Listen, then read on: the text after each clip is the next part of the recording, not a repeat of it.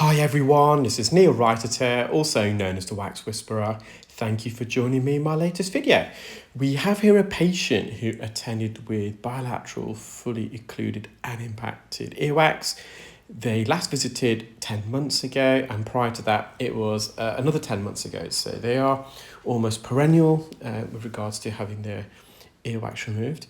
And unfortunately, the patient has once again been poking inside the ears against previous advice provided.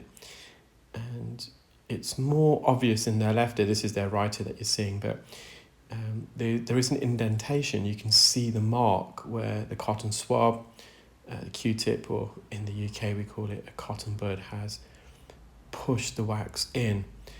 And although it was their right ear that they felt was the worst out of the two, I really struggled with their left ear. So do stay tuned, and you can see me struggle in trying to remove the impacted wax from the left ear. I've just instilled some olive oil spray to soften the surface. Because the wax and dead skin is so dry, it's very difficult to get a suction grip, and the oil just softens the surface so I can get some purchase. They have got very narrow ear canals. They do also suffer from superficial otitis externa. So otitis externa is an umbrella term for an infection or inflammation of the outer ear. However, their otitis externa was far better today. It wasn't as dry and flaky inside. They weren't suffering from any psoriasis, so itchiness of the ear. So we've given them advice in the past to avoid water in their ears, which they said they've been following, and that's definitely helped with their otitis externa. Now, I can just feel this wax is lodged quite deep, and sometimes it's hard to get a sense of it when you watch the video because you don't get that kinesthetic feel. But every time I'm touching this wax, I just know it's so deeply impacted. I try to use the crocodile forceps and glide the bottom jaw underneath the base of the wax plug, but it just wasn't enough give there. The patient's ear is really narrow, so it's hard to manipulate the instrumentation in that way. I'm just using the ear hook to, for a better word, to chisel, break up this wax into smaller pieces to defragment it. And I think eventually I'm going to use a Cawthorn hook. I'm using that more and more, and if you've been watching my videos of late, you may have heard me mention that I'm introducing a new range of instruments. We're just finalising some more of the finer detail today, actually, but I'm not sure what to call it yet, but I might call it an ear pick, but it would have been perfect for this particular case. It's got a tapered end similar to a Cawthorn hook, but the angulation is better. With the Cawthorn hook, the sharp tip is almost 90 degrees, so it's sometimes difficult to get it close to the canal wall. So with the design I've come up with, it's going to be far easier to glide. The tip is going to be very similar in terms of the tapered end. So I'm really excited about that. So I've managed to extract that out of the ear. It just got lodged in the concha bowl, so I just used my fingers to grab it out of there. The eardrum's intact, slightly red in there.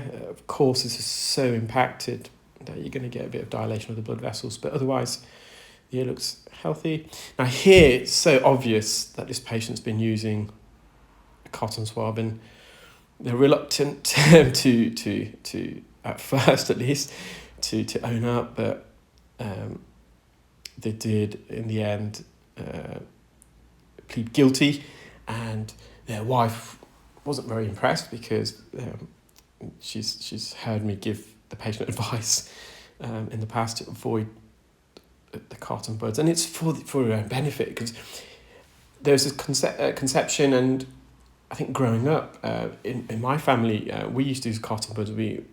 If not, we felt that it's unhygienic not to clean our ears, and we also felt that using a cotton bud does genuinely remove wax, because when you remove the cotton swab, you see some residual wax coating the tip of the cotton swab itself. But a cotton bud is just going to push this, and if you've got wax, it's just going to push it further. And you may be very, very lucky where you've got very sticky wax and the wax sticks to the end of the cotton bud, and when you extract it, the wax comes out. When you see all that residual wax around the edge of the cotton bud, that's surface wax that you're accumulating. And that wax is healthy. We all want a bit of natural wax. We all have a thin veneer of wax that lines the ear canal. It's almost invisible to the naked eye.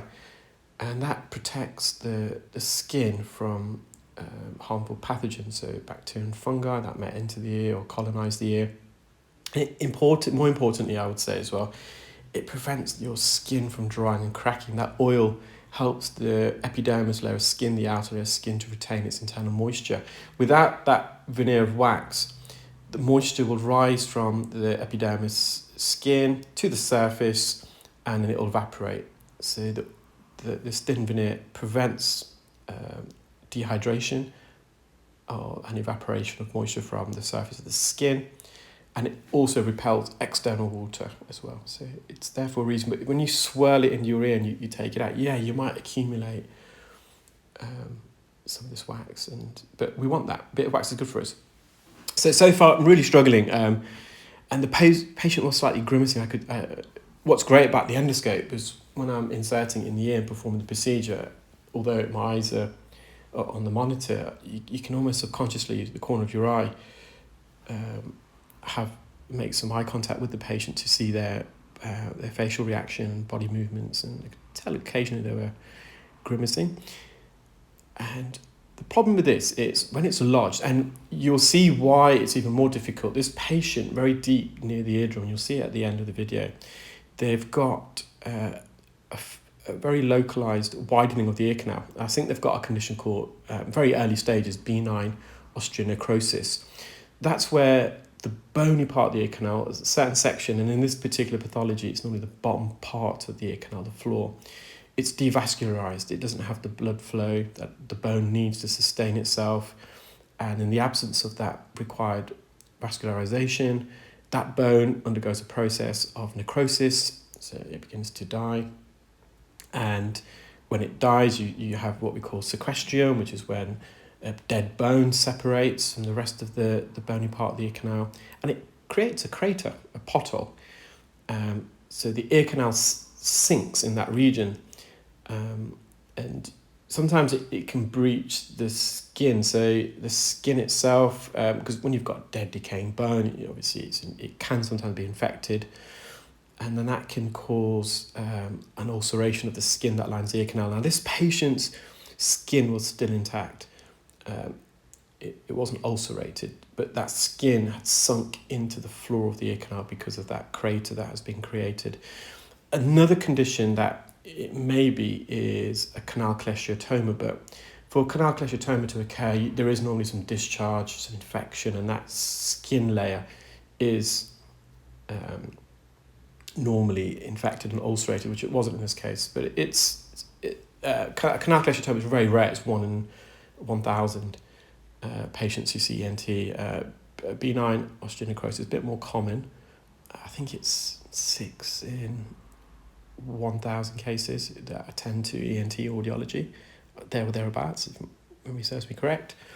And they are very difficult to distinguish at times, but I just feel because there's no infection, no discharge here, because that skin hasn't been breached, that it's more benign osteonecrosis, but I might be wrong.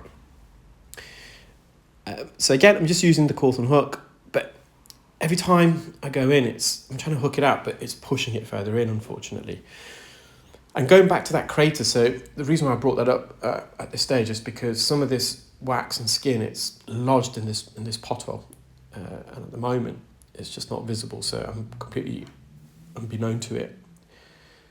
So because using the instrument, I pushed it a bit in, I'm just trying to leverage this out, and again, I'm just trying to bring this in from the sides, but it was so hard and crusted, even when using the drops. It just wasn't, there's no give there. And at one stage, I was contemplating to get the patient back after using some drops. It's very rare. I can't remember the last time I've had to bring a patient back, if truth be told. But I just didn't feel this was going to come. Because here, ideally, we want a good suction grip. And as we have got the suction grip, I'm going to try and glide it away. And you're going to see we're going to use a full repertoire of ENT micro instruments. I even used a Rosen and Sight. It's not something that I generally use, and partly because of what happened in this case. When you've got really, really hard wax like this,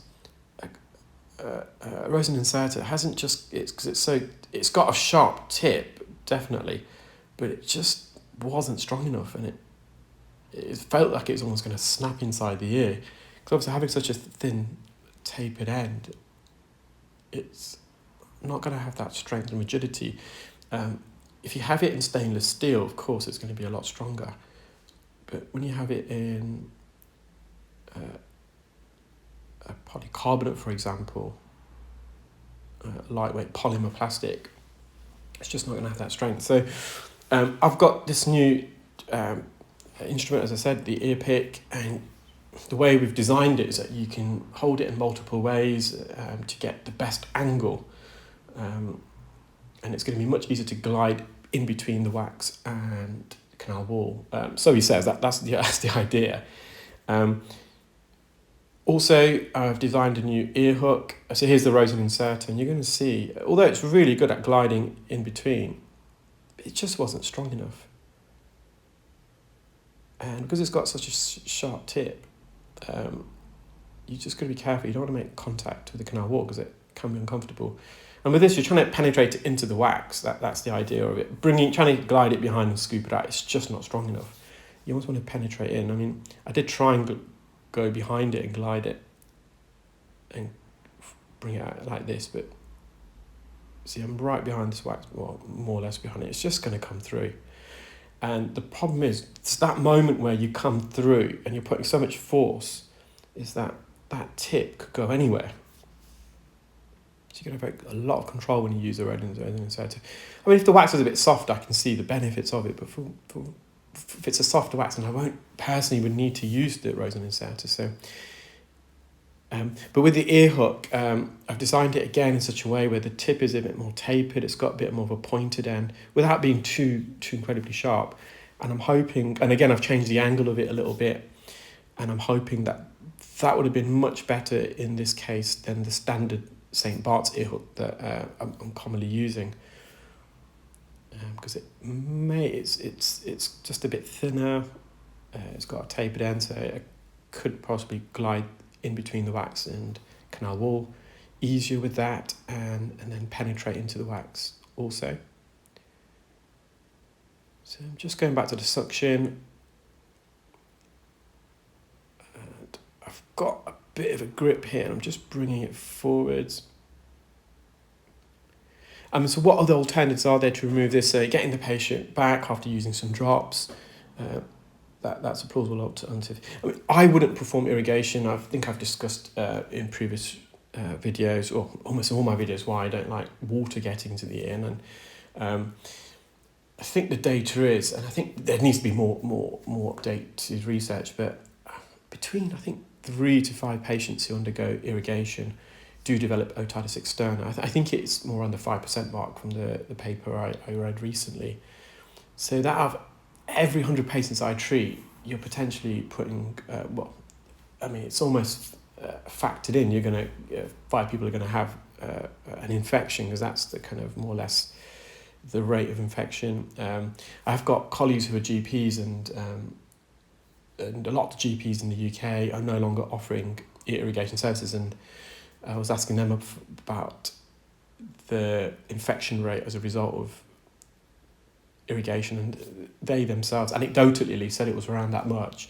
And that's one of the reasons that they've decided not to, a lot of the GPs are no longer offering the service because of that. And another reason, I think, is more resource-based as well. And the reason why water can lead to infection, first of all, there's bacteria in water. Even if you try and sterilised water. As soon as that goes into the ear, you're going to get other bacteria that enters the ear or already existing in the ear that are going to enjoy the moist conditions water provides. Fungi and bacteria, they love dark, warm, moist conditions. So even if it's the cleanest water you're using, the fact that you then have residual water into the ear, that can lead to an infection. Water also, and particularly if it's warm water, it can wash away that natural veneer of wax. That, again, it's invisible to the naked eye. You're washing that away, and so you're washing away the ear's natural defense barrier.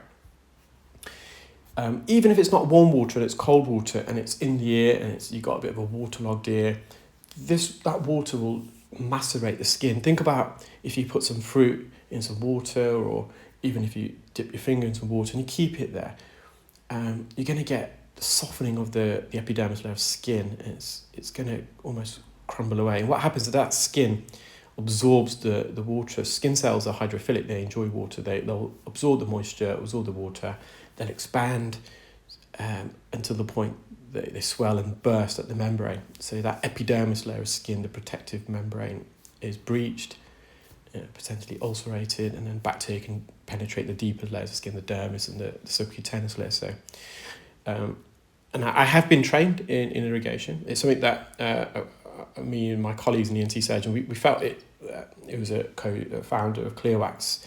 We felt it was only appropriate that we get trained, and because if we want to learn about earwax removal, we need to understand all different methods and also experience it.